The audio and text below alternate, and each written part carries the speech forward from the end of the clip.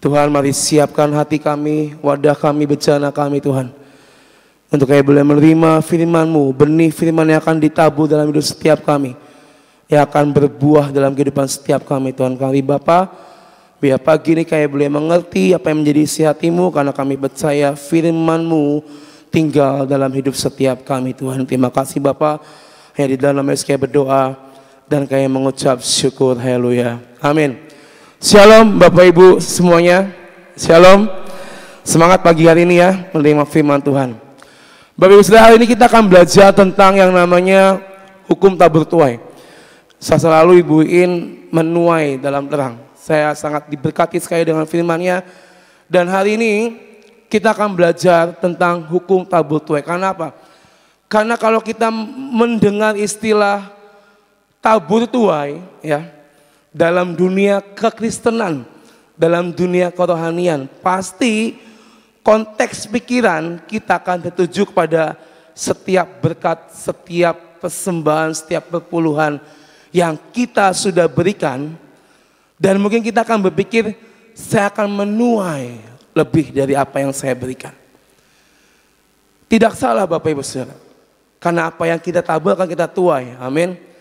Tapi konteksnya bukan cuma soal berkat dan berapa yang akan kita terima dalam hukum tabur tuai ini. Memang ini berlaku dalam kehidupan setiap kita. Tapi tidak melulu soal uang dan juga soal berkat. Tapi apa yang bisa kita berikan, apa yang bisa kita taburkan, itulah yang akan kita tuai. Banyak hal saudara, banyak hal yang bisa kita kerjakan. Saya pernah nonton sebuah film dunia ya, Cek Toko Sebelah judulnya. Ada skin yang hal itu orangnya berkata, jadi adegannya itu ada seorang pengusaha mau beli rumah si orang tua ini. Cuma pengusaha ini adalah pengusaha yang nakal ya, hidup di luar Tuhan sampai akhirnya dia punya sekretaris dan dia suka godain sekretarisnya. Hal itu ketika mau tanda tangan jual beli tanah, dia melihat pengusaha ini lagi godain sekretarisnya. Lalu orang tua ini bilang, apa kamu pernah mikir, kalau kamu menabur yang baik, kamu akan menuai yang baik. Tapi kamu kalau menabur yang jahat, kamu pun akan menuai yang seperti itu. Lalu dikatakan, kamu punya anak perempuan enggak? Kata si orang tua ini. Oh ya punya, saya punya anak perempuan, kata pengusaha ini. Coba bayangkan, nanti kalau anak perempuanmu sudah dewasa, diperlakukan seperti itu, bagaimana perasaanmu? Apa yang kita perbuat hari ini, akan kita tuai di masa-masa yang akan ada di hadapan kita. Kita menabur yang baik, maka kita juga akan menuai yang baik juga, amin. Sampai kapan sih tabur tuai ini? Sampai kapan kita menabur dan menuai? Sampai nanti kita kembali ke surga. Kejadian 8 ayat 22. Boleh ditampilkan. Dikatakan selama bumi masih ada, dikatakan tidak akan berhenti-henti musim menabur dan menuai, dingin dan panas, kemarau dan hujan, siang dan malam. Selama bumi masih ada, selama kita masih ada di dunia ini, tidak akan berhenti-henti musim menabur dan menuai. Tabur tuai akan tetap ada sampai Tuhan datang yang kedua kali. Amin. Kemarin waktu Selasa Ibu In sempat berkata dalam perikop berterus terang ya. Dia bilang jangan sampai di akhir, Ibu In berkata, Tuhan berterus terang sama kita dan tidak mengenal kita dan dikatakan enyahlah engkau dari hadapanku. Even kita menabur untuk pembangunan gereja, even kita menabur untuk lawatan, kita menabur buat banyak hal. Tapi kalau kehidupan kerohanian kita nggak menabur yang baik, malah kesebalikannya. Jangan sampai di akhir apa yang Ibu In katakan itu terjadi dalam kehidupan setiap kita. Tadi di awal saya udah bilang, menabur bukan cuma soal konteksnya tentang berkat dan uang, saudara. Tapi semua hal, aspek di hidup kita, itulah yang namanya kita menabur dalam kehidupan setiap kita. Gak cukup dengan berapa juta, berapa puluh juta, berapa ratus juta kita menabur. Tapi dalam kehidupan kita gak baca Alkitab, kita gak percaya, kita gak doa, kita gak praktek firman, semuanya akan sia-sia. Gak cukup dengan berapa nominal yang kita tabur, lalu kita berkata, aku akan menuai banyak. Tapi di endingnya nanti, Tuhan berterus terang, siapa kita? Antara kenikmatan yang akan kita terima, yaitu berkat di dunia ini, atau kekekalan di akhir nanti, kita harus tahu mana yang kita pilih. Jangan sampai nanti di akhir Tuhan berkata, siapa kamu? Loh Tuhan, aku selama di dunia ini udah nabur banyak loh. Aku bantuin lawatan, aku bantuin pembangunan sekolah, aku bantuin untuk semuanya Tuhan. Karena aku sibuk, aku gak bisa ikut-ikutan. Tapi aku nabur Tuhan. Tapi motivasi kita salah. Ada kesempatan kita gak pernah ambil. Jangan sampai istilahnya kita bilang itu, Tuhan aku udah nabur, tapi dengan motivasi yang salah. Ada kesempatan kita praktek firman Tuhan, tapi kita gak pernah ambil kesempatan itu. Tidak cukup saudara menabur tentang berapa yang kita berikan. Tapi kita harus tahu betul apa yang harus kita tabur dalam kehidupan kita. Jangan kita menjadi pribadi yang asal menabur. Tapi harus ingat, cari Tuhan dan tanya Tuhan apa yang harus kita berikan.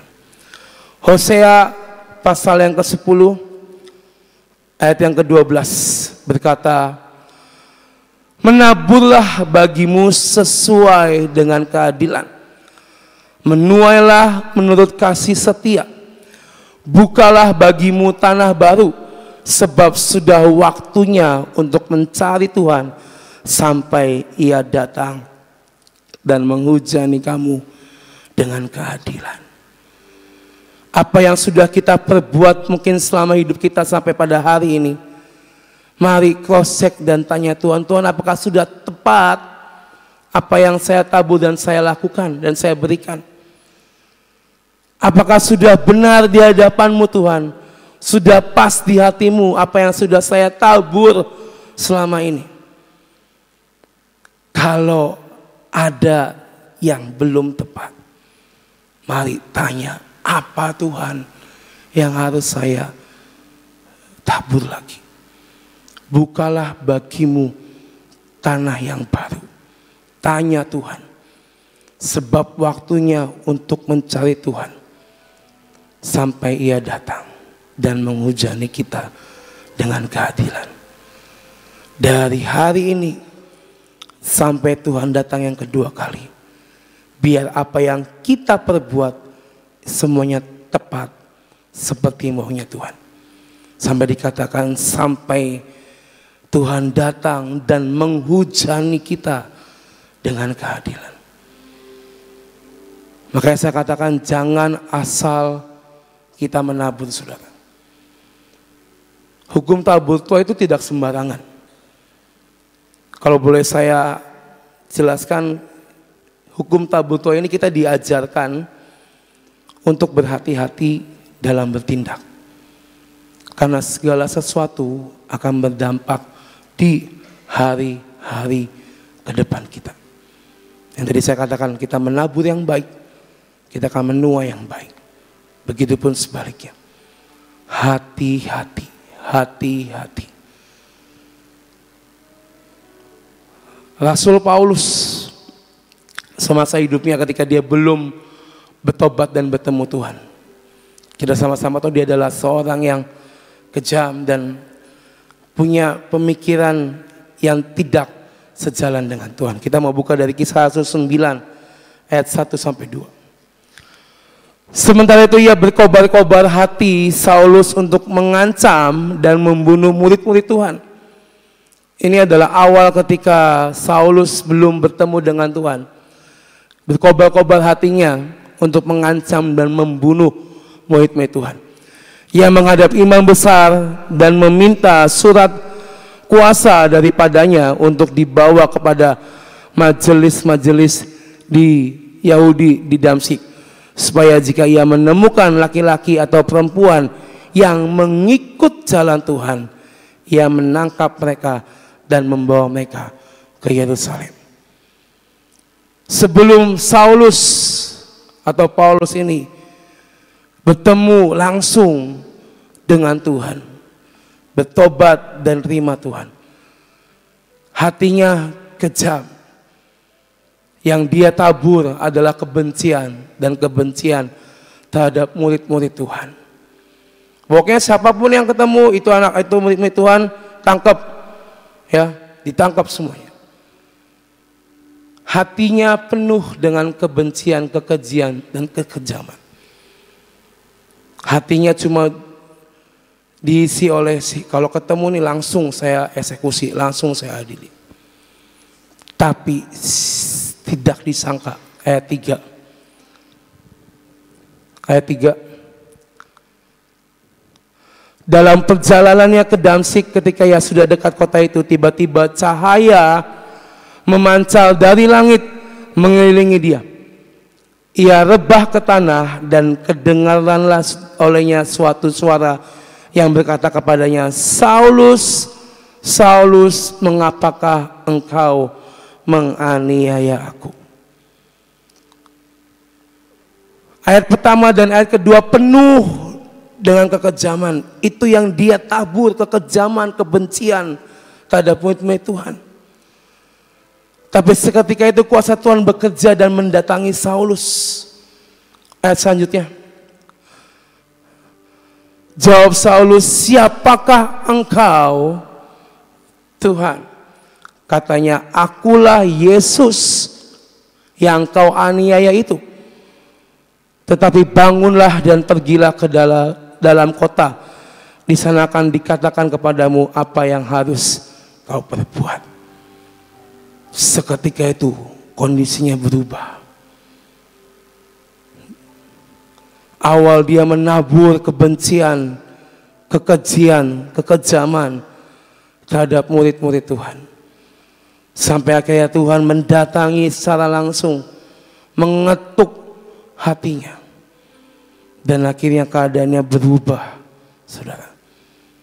Saulus menjadi Paulus. Dia menyebarkan Injil. Banyak orang diberkati. Tapi yang namanya tabur tuai tetap berlaku.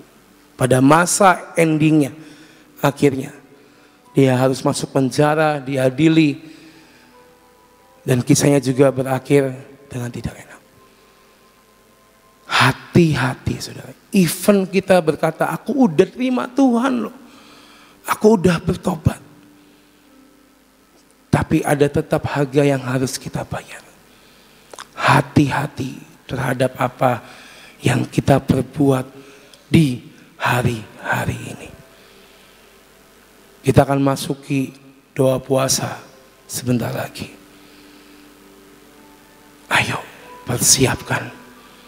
Jangan sampai apa yang kita akan lakukan di bulan Juli menjadi sia-sia, saudara.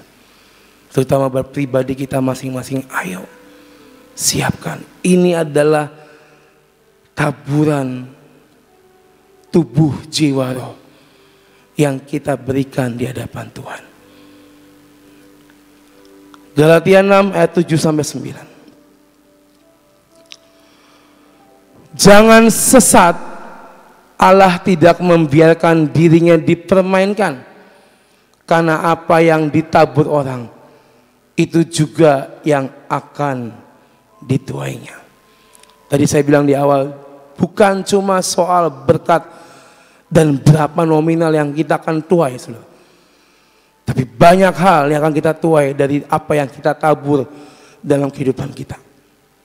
Makanya kita harus mengubah mindset kita. Kalau hari ini kita berpikiran, oh ya udah, saya udah nabur untuk pembangunan di Gracia, saya udah jadi donatur untuk anak-anak di Lerang Bangsa, pasti akan saya menuai 2 kali lipat, 3 kali lipat.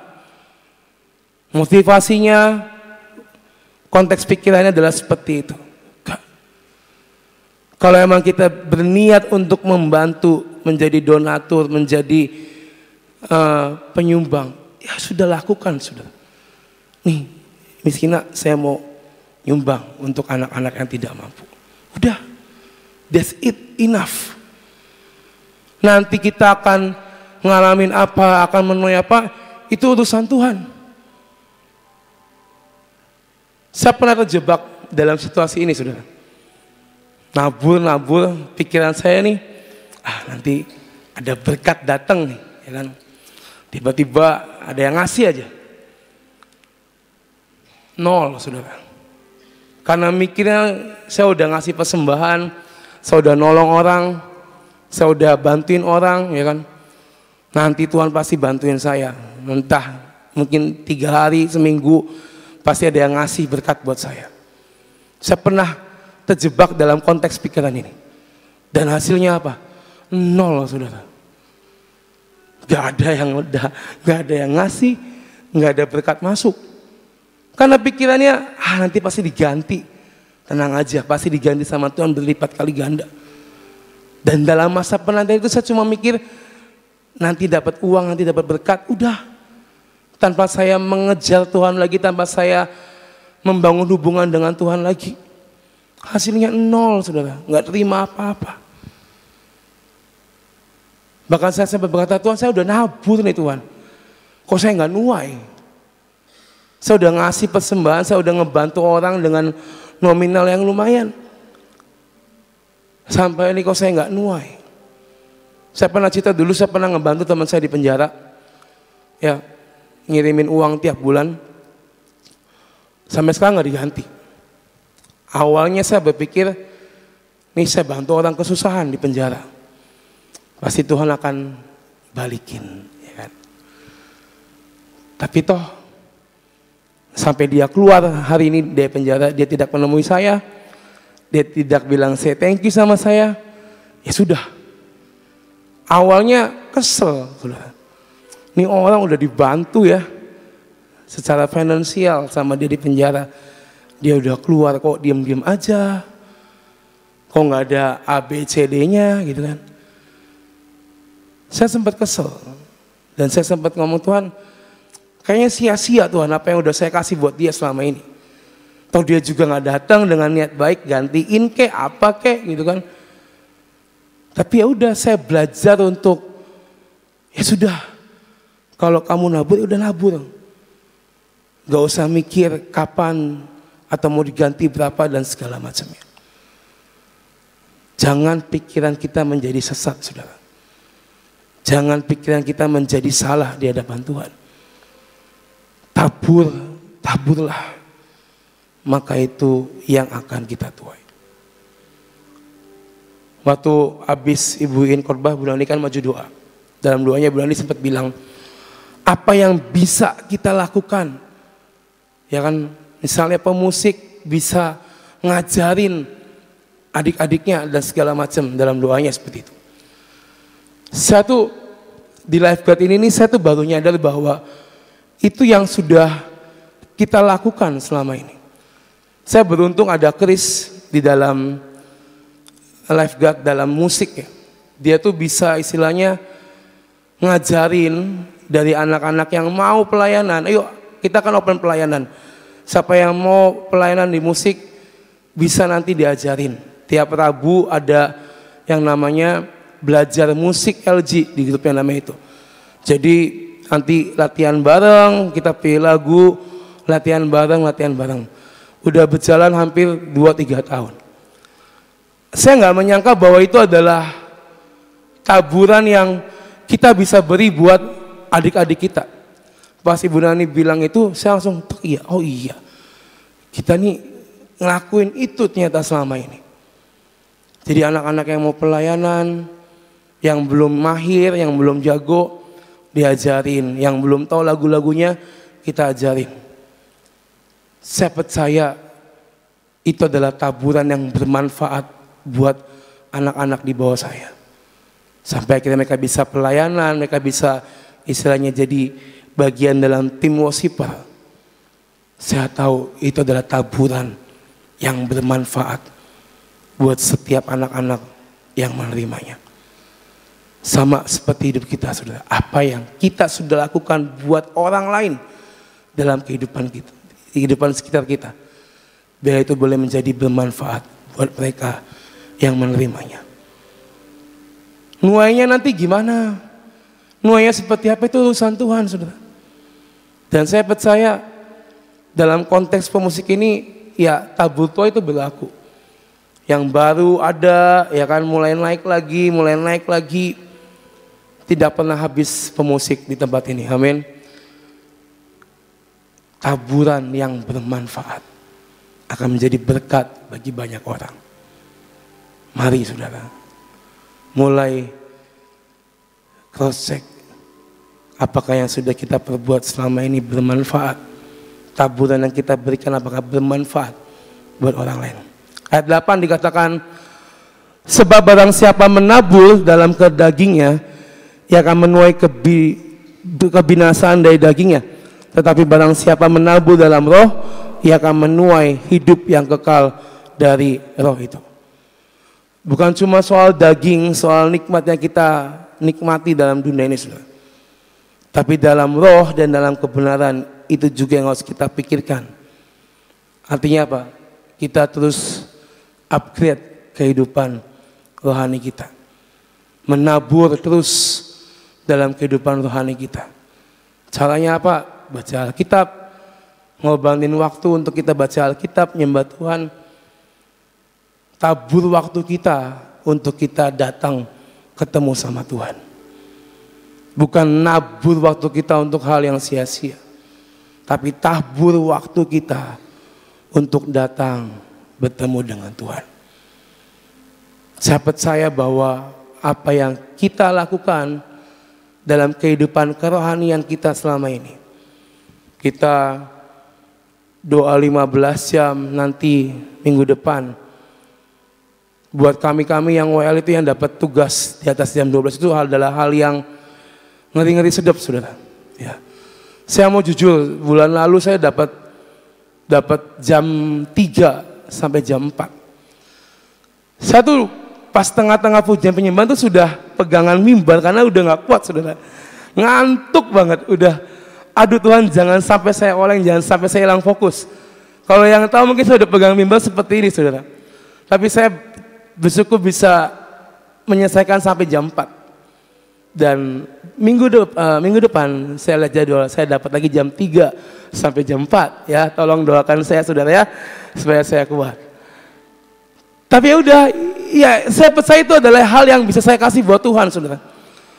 Meskipun daging lemah, meskipun aduh Tuhan ngantuk, udah pol-polan. Tapi itu taburan yang mungkin saya bisa berikan buat Tuhan. Saya cuma bisa bilang, Tuhan kasih saya kekuatan. Seketika saya dapat jadwal, waduh, awal jam 6, terus jam berapa ya, jam 11 kalau nggak salah, tugas sampai jam 12, terus jam 3 sampai jam 4, jam 3 sampai jam 4, Tuhan. Saya cuma bilang, Tuhan semoga saya tidak seperti bulan lalu, ya, biar saya bulan ini lebih kuat dari bulan lalu. Saya tahu bahwa menabur itu bukan cuma soal enak, tapi dari ketidakenakan yang kita rasakan, apa yang bisa kita berikan buat Tuhan, maka berilah itu untuk Tuhan. Saya katakan lagi, menuainya nanti gimana, itu urusan Tuhan. Tim GK ini kalau 15 jam berjuang luar biasa, saudara. Ya Tante Ina, bukan 15 jam, dari tahun ke kapan 24 jam itu selalu masak, sacrifice tenaga, panas-panasan di dapur. Tapi saya percaya yang tadi saya bilang itu taburan yang bermanfaat yang GK bisa berikan buat kita semua. Kita bisa makan, minum jahe hangat ya kan. Makanan tradisional ada, kerupuk sambal, soun. Meskipun saya bingung saya ini mau nyanyi tapi ada kerupuk sambal sama soun sama sambal. Jadi takut suaranya hilang, tapi udahlah itu yang disediakan. Apa yang tim Tante Ina lakukan, saya percaya itu bermanfaat. Mengisi, memberkati setiap kita. Tapi ayo, di dalam kerohanian dan roh kita, kita harus tahu betul apa yang harus kita berikan buat Tuhan. Ayat 9 terakhir. Janganlah kita jemu-jemu berbuat baik, karena apabila sudah datang waktunya, kita akan menuai jika kita tidak menjadi lemah. Dalam yang namanya hukum tabur tuai, ada satu hal yang gak bisa kita hindari, yaitu apa? Soal waktu kapan kita akan menuai. Kita nggak tahu kapan waktunya, kita nggak tahu kapan akan masanya datang. Tapi yang menjadi kewajiban kita, kitanya fokus pada apa yang ada di hadapan kita. Contoh petani ketika dia bertani dari awal proses, ya kan, dia butuh waktu yang sangat panjang sampai akhirnya hasil pertaniannya berbuah. Butuh waktu. Sama seperti kita dalam kehidupan kekristenan. Apa yang sudah kita tabur, kita akan menuainya. Kapan waktunya? Ya waktu Tuhan saja yang terbaik buat kita. Tapi di masa penantian menuai, dikatakan janganlah jemu-jemu berbuat baik. Tetap lakukan bagian kita. Tetap lakukan kewajiban kita. Karena dikatakan, karena apabila sudah datang waktunya, kita akan menuai secara besar-besaran. Amin. Ya, jangan mikir, aduh saya perlu waktu cuma seminggu untuk menuai Tuhan. Udah. Kita nggak bisa mendikte Tuhan, saudara. Biar waktu Tuhan sajalah yang terjadi di hidup setiap kita. Tapi dalam masa penantian ini, janganlah jemu-jemu kita berbuat baik. Tetap kita lakukan kewajiban kita sebagai anak-anak Tuhan. Tetap kejar Tuhan. Mungkin kita bilang, Tuhan, saya udah nabur dari berapa tahun yang lalu Tuhan. Sampai tahun 2024 saya belum menuai itu. Ya sudah, mau gimana lagi saudara? Kita cuma bisa berserah sama Tuhan. Satu hal, jangan lelah dan jangan berhenti, itu saja. Kita mikir kita belum menuai hari-hari ini, ya sudah. Waktunya nanti akan tiba buat kita semua. Waktu yang tepat itu akan tiba buat kita semua. Jangan kita lelah, jangan kita berhenti.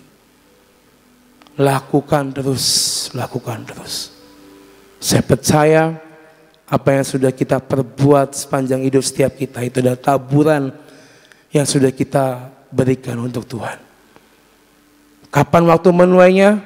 Biar waktu Tuhan yang terbaik yang jadi dalam hidup setiap kita. Jadi hari-hari ini ayo cross check hidup setiap kita, apa yang sudah kita lakukan selama ini, apakah sudah tepat seperti apa yang Tuhan mau. Kalau mungkin ada yang miss, ada yang belum tepat, mari tanya Tuhan, Tuhan apa yang harus saya buka lagi, apa yang harus saya tabur lagi dari kehidupan saya. Ingat, bukan cuma soal nominal, tapi apa yang bisa kita berikan dari hidup tubuh jiwa kita untuk Tuhan. Amin. Tuhan berkati kita semua pagi hari ini. Hukum tabur tuai itu bukan hanya untuk orang Kristen loh, ya. Ini merupakan hukum yang umum. Orang dunia, saudara sepupu kita, maupun agama apapun, itu selalu mengerti dan mengenal namanya hukum tabur tuai. Jadi kita harus tahu bahwa apa yang kita tabur kita akan menuai. Bahkan kalau kita lihat ya, apa yang kita tabur sedikit kita tuainya banyak sekali. Jadi saya teringat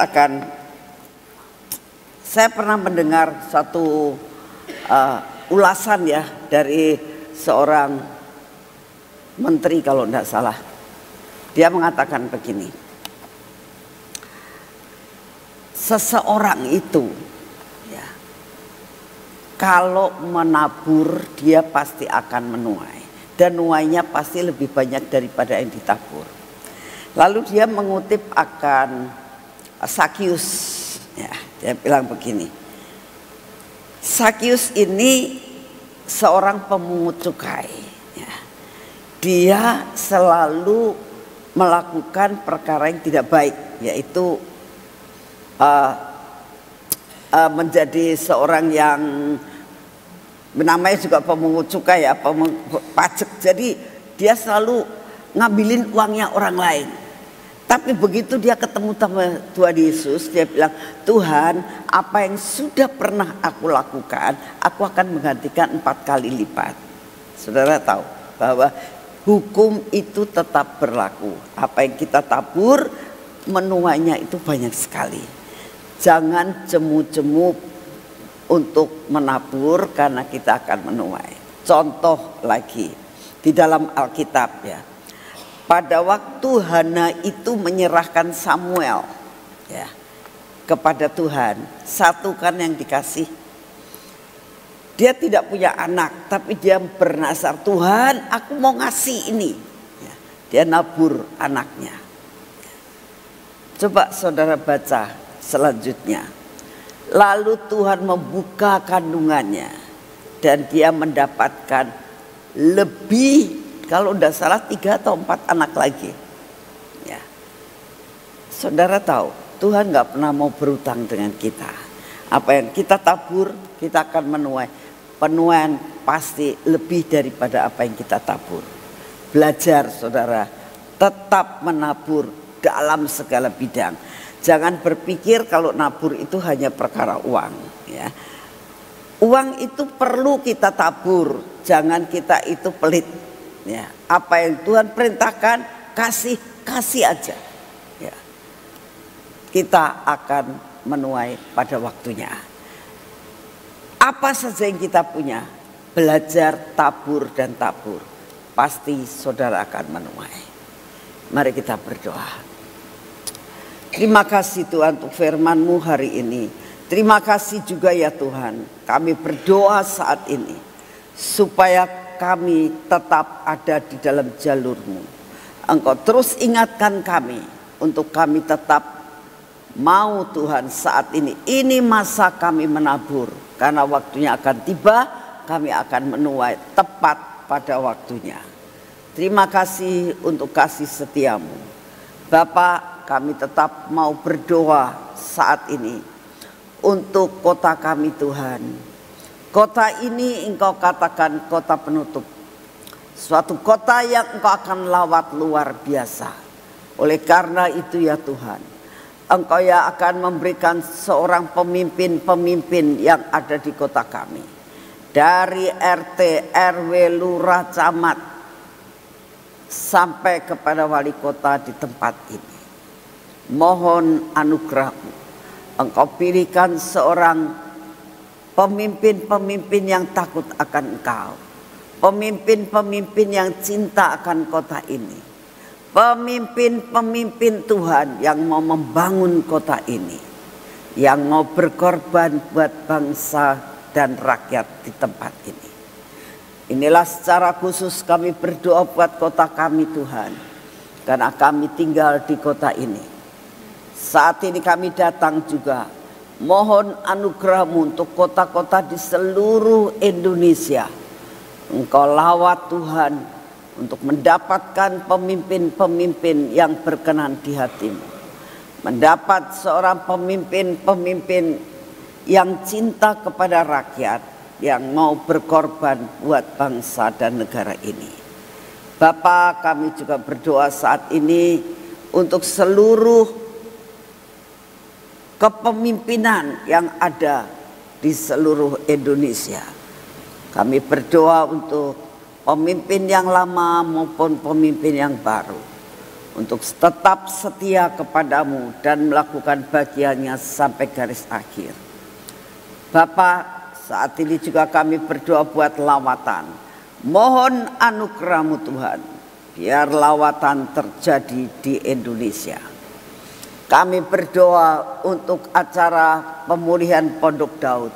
Engkau tahu Tuhan bahwa acara ini Engkau yang menghendaki. Kami berdoa hari Sabtu dan Minggu ini Tuhan, siapkan hati kami untuk kami ambil bagian Tuhan, untuk menabur waktu kami, dan kami mau mencari dan mengejar akan Engkau, untuk terjadi perkara-perkara yang luar biasa. Pemulihan Pondok Daud terjadi di tempat ini, open heaven terjadi di tempat ini, dan kami akan mengalami perkara-perkara yang ajaib. Mulai hari ini Tuhan, terus kami berdoa, tidak ada yang ngantuk di dalam nama Tuhan Yesus. Biarlah Kau usir semua roh ngantuk sepanjang hari Sabtu dan Minggu. Engkau yang akan memberikan kekuatan yang baru. Engkau memperbarui sayap-sayap kami. Engkau memberi kekuatan buat mata kami untuk tetap tidak tertidur. Engkau memberikan kekuatan buat pikiran dan jiwa kami untuk tetap on fire dengan Engkau. Tuhan, hadirat-Mu membuat kami tidak ngantuk. Hadirat-Mu membuat kami on fire Tuhan. Oleh karena itu, penuhkan tempat ini dengan hadirat-Mu. Biar membuat kami on fire terus Tuhan. Kami juga berdoa untuk pemimpin pujian, pemain musik Tuhan, singer semuanya. Kami doakan semua multimedia, semua kami doakan Tuhan semuanya. Mohon kekuatan double porsi, tidak ngantuk, double porsi terjadi buat setiap petugas yang ada. Kami juga berdoa saat ini untuk tim GK yang menyediakan segala sesuatu. Beri kekuatan double porsi, tidak ngantuk. Kami berdoa untuk kebersihan yang ada di sini. Setiap karyawan yang bekerja di tempat ini sepanjang Sabtu dan Minggu, beri kekuatan double porsi. Beri sukacitamu, jamah mereka Tuhan, biar mereka mengenal Engkau dan mengenal kebenaran-Mu. Bapa, kami sangat merindukan semua yang terlibat di tempat ini mengenal kebenaran-Mu Tuhan. Mengenal kebenaran-Mu. Inilah kerinduan kami. Terima kasih Tuhan Yesus, Engkau sungguh baik. Engkau akan melakukan perkara yang ajaib di tempat ini Tuhan. Sepanjang hari Sabtu dan Minggu. Buat perkara yang ajaib Tuhan. Buat perkara yang membuat kami merasakan ada hal yang istimewa Engkau sediakan di tempat ini.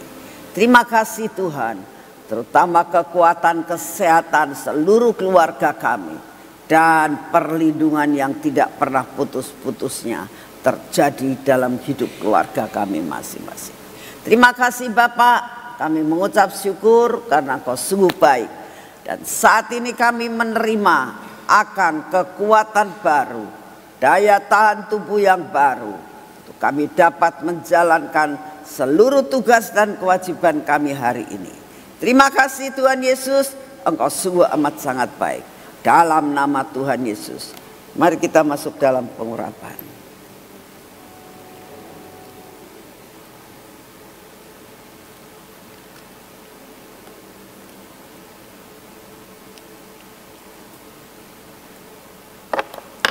Dalam nama Tuhan Yesus, biarlah pengurapan ini Tuhan, minyak belenggu cinta ini tidak akan putus-putusnya ada dan menaungi akan seluruh kehidupan kami.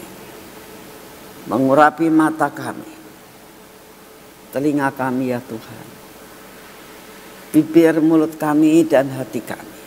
Terus Tuhan, jangan lepaskan kami dari rencanamu dalam hidup kami.